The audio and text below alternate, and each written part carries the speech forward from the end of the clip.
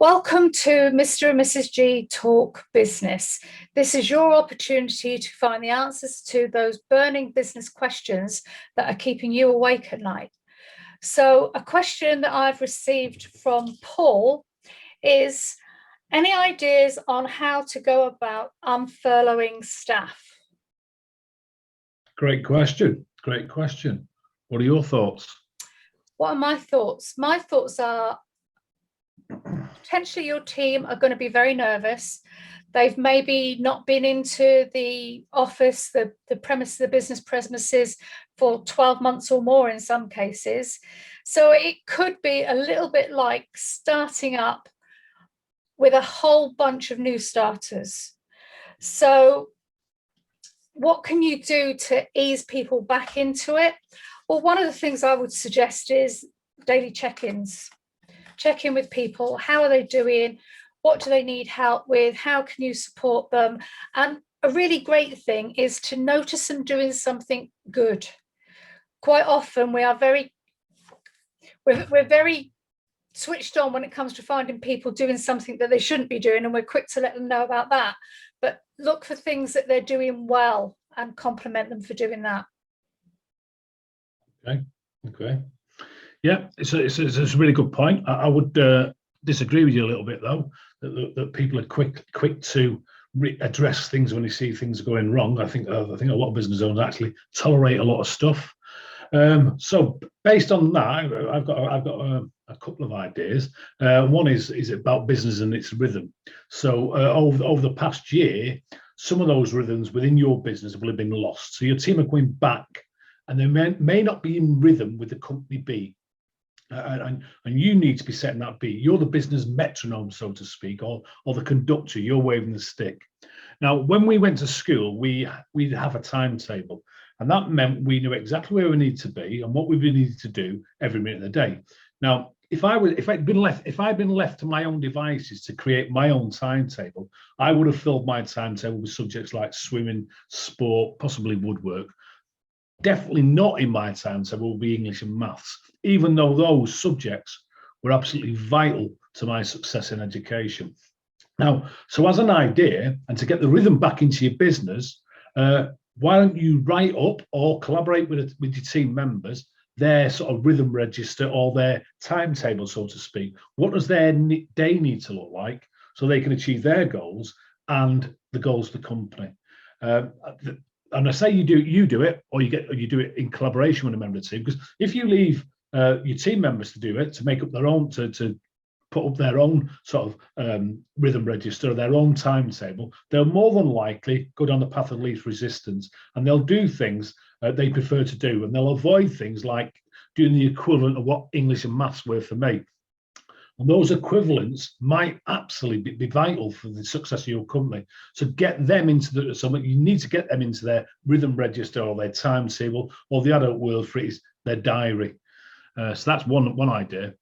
Have you got any others? Yeah, great idea. And by the way, I can attest to the fact that you didn't spend any time in woodwork because your DIY skills are pretty crap, to be honest. So what I'm hearing is what I would call clear roles and responsibilities. Exactly what do you want somebody to do? How do you want them to do it? And you need to break that down into daily, weekly, monthly, and as required tasks. So answering the phone, for example, would be a daily task. How do you want it answered? What's the wording that you want your team to be saying as they are making the first impression on your customers? What sort of things need to be done every week and monthly? Because there are a lot of things, and hopefully you will have some how-to manuals, but my guess is you probably won't.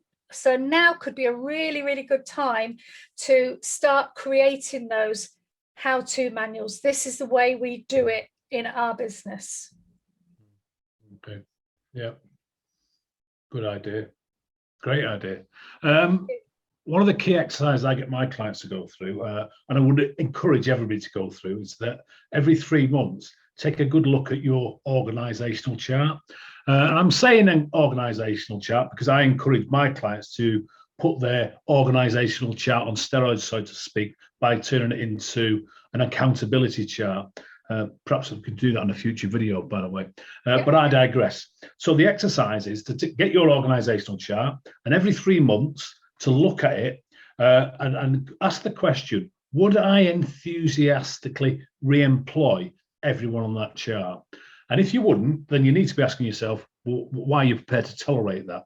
And if you think about your sort of favourite sports team, they're always going to be on the lookout for new talent. They're always thinking a season ahead. Who do we want to bring in? They're always looking to improve. And we need to be doing the same in business. So when we look at our organisational chart every 3 months, we look at, right, who do we need to move on? Who do we need to bring in? What's the new talent we need to be looking for? Because we should. And the other thing is, when you're always looking for talent, what you stop is that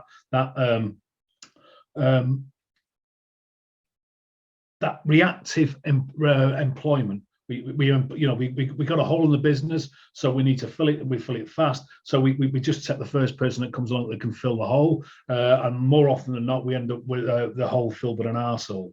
So I would say look at that org chart, get really clear on what the org chart is going to look like 3 months from now, and where are the gaps? Who do I not need back in my team? Who wasn't performing before? The other bonus from this, of course, is it's going to keep people on the toes. They know you're doing it. They know you're going to be doing it. So the fact of the matter is, it's not a stick to beat people up with, but it's a tool for you to be able to say, if you're performing, there's not a problem. But if you're not performing, you'll be moved on. You'll be asked to go and be successful somewhere else.